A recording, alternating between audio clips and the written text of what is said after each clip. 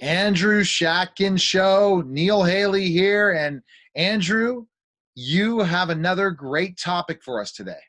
Okay, I believe in hitting the rubber with the road, Neil. I don't believe in compromising what I think is accurate and understandable and honest and true. I'm going to talk about the concept. Many people deny this today. Neil, they can deny it all they want. The issue of sin and evil. The fact of the matter is, anybody who, unless they want to put their head in the sand, is aware there have been 6 or 8 genocides in the last 100 years, in which millions of people have died, whether in the Russian Revolution, whether in the Holocaust, whether in Armenia, whether in Darfur, whether in Rwanda, all over the place, people are beating the hell out of each other. They've done it for 100 years. If you're going to tell me there is no sin or evil, I'm afraid we're not living in the same world, okay? Ladies and gentlemen, face up to it. I face up to it. We all have to face up to it. This is the way it is. This is it. You know it, I know it, and you can't deny it. There is a great deal of evil and sin in the world. Not only a great deal, maybe most of the world. Okay, now I want to talk about a little concept of sin that has to be understood more exactly. I have a theological degree, so I have some knowledge in this respect.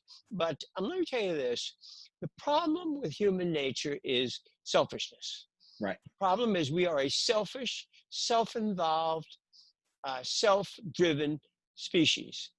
And that is what gives rise to, I think, that is the root of sin and evil. That is the reason for it. People want to do what they want to do for themselves. They don't want to take account of other people. And to tell you the truth, Neil, I hate to say this, and I include myself, I don't think most people care a fig about other people. What do you No, think? no, they don't. I know. That's a reality, and that's the way it is. And in Genesis 2, people make fun of that particular story in the Bible, but it happens to make quite a point in which our first parents are said to have been, they're going to be like gods. So this serpent or Satan, or whatever you want to call it, appeals to their pride and their self-love. So that story defines the issue. It is people who say the biblical narrative is nonsense. Well, they ought to start reading it. If they read that narrative, they're going to find out what exactly the writer wanted to say about evil coming into the world and pain and suffering. He said it was because of pride, because of self, because of selfishness, which is what these Adam and Eve were into. They didn't want to, the serpent told them, supposedly, you're going to be like a god. So they gave in, they believed it. Okay. Next, I want to talk about another thing. By the way, can I say just one other thing? Yeah, sure. I want to say something about the re-election of the president. I want to say, I think it's very important because many people say Biden is ahead. He may be. I don't know. I don't know. Who knows where the truth lies in this kind of thing. But let me tell you about the president. His record is fantastic if you look at it. He got the hostages out of North Korea in 4 days. He just brokered a peace agreement, unheard of, with the Arab countries, United Arab Emirates and Israel. He brokered a peace agreement. It's unheard of to accomplish that in that area. Do you know of anybody that has brought peace to the Arab countries and Israel? No. It's fantastic. Come on, he's a very bright guy, very competent. And second thing, take a third thing, the matter of immigration. He has correctly, honestly, Neil, addressed the issue that people who illegally come here, with all due respect, they don't have a right to be here. And I think he has honed into the point that a person who does that knows they're violating the law. They're not fooling me. Are they fooling you? No. No. They know they're violating the law. They're doing something wrong. I know when I do things wrong. Don't you? That's correct. I mean, we all do. So who's kidding who? He's handling, in my opinion, he's handling that particular issue correctly. And also take the issue of pro-life issue. It has been defined as a conservative issue. I don't think it is. Pro-life issue has to take a taking of an innocent life. The death penalty, they say, the left says, well, the death penalty, that's bad too. Yes, I'm not sure about that. The death penalty has to do with the state punishing a wrongdoer, a bad person. Right. It does not take an innocent life. It takes, frankly, a bad life. Whether they have a right to do that, I don't know. But there's a big distinction between taking a life and the death penalty of a person who has committed a murder, okay, and a little baby who doesn't have much to say, okay? Third thing I want to say about the president's record, when he came into office, there was a big terrorism issue in the United States.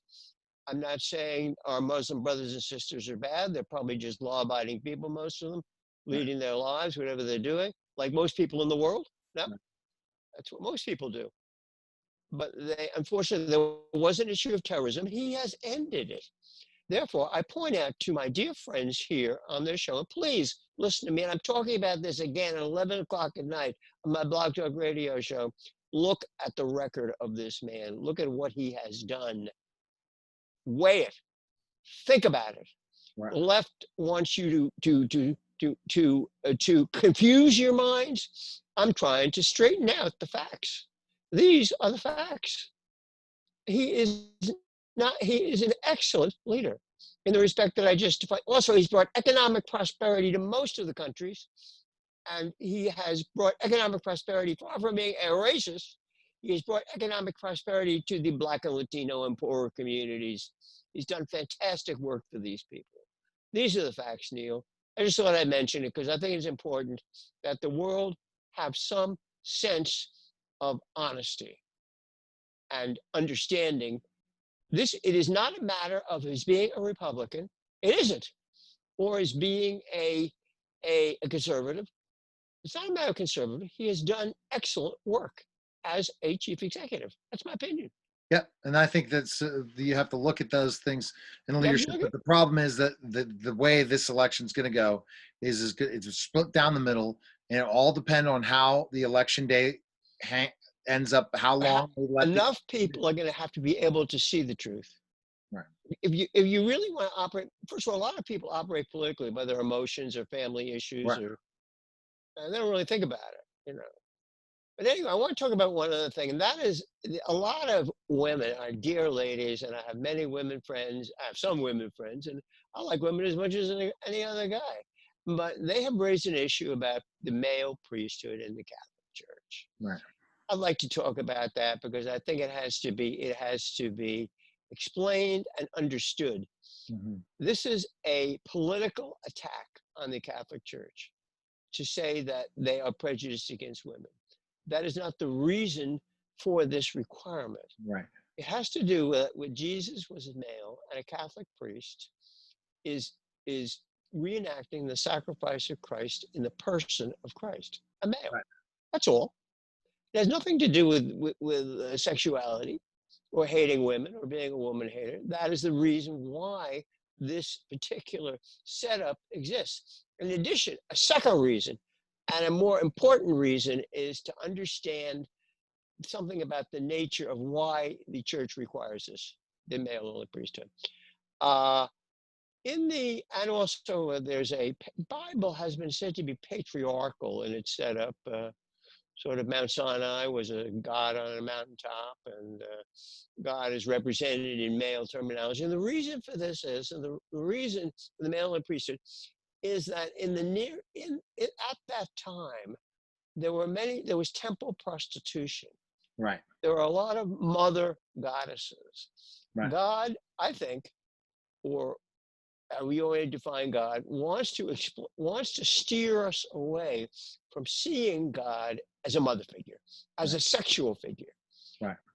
He doesn't want us to understand God in reproductive sexual terms, which was the case at that time, thousands of years ago. I think I'm not an expert on the Near East, but they had a lot of issues with mother goddesses and temple prostitution. They thought connecting sex with the harvests, with the rains, with getting food, and they had this concept called temple prostitution. I guess people went in there and did stuff. I don't know. I mean, but that's the issue basically of why it's a male-only priesthood, and why for this. It is not that God is not a male or a female. You can forget that. Right. He is a spirit. Right.